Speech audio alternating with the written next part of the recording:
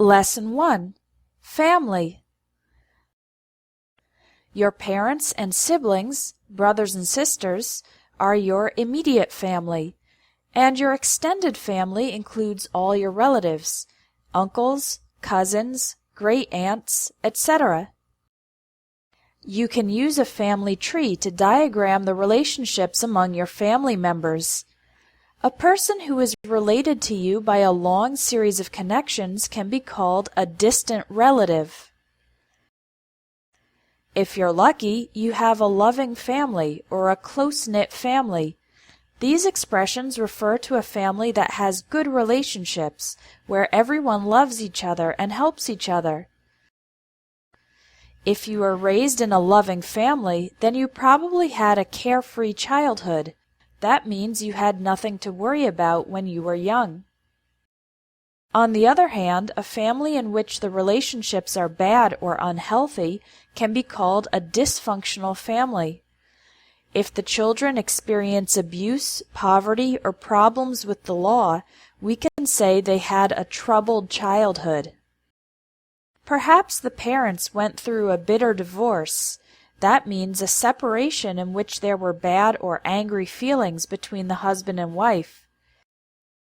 It's also possible to have a messy divorce, with a prolonged legal battle involving lots of conflicts about the separation of the former couple's assets, money, and possessions. The decisions about the separation of assets are made in the divorce settlement.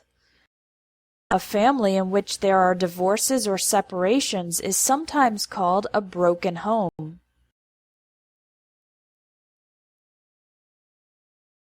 Sometimes the mother and father fight over custody of the children. That refers to who has the primary responsibility of caring for the kids. A judge can grant joint custody. That means the ex-husband and ex-wife share the responsibility, or sole custody to only one parent.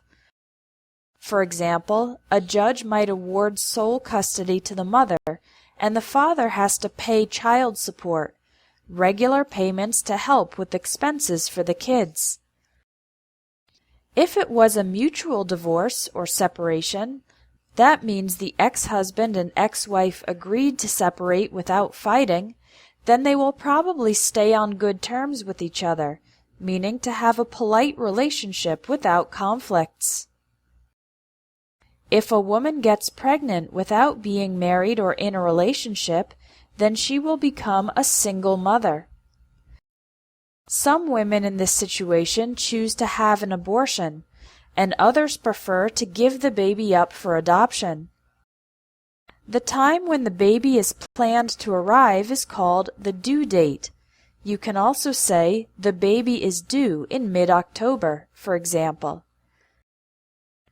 After the woman has the baby, or gives birth to the baby is given to the adoptive parents, who will raise the child, or bring up the child, as if it was their own. Sometimes, when the adopted child is older, he or she tries to find their birth mother, biological mother.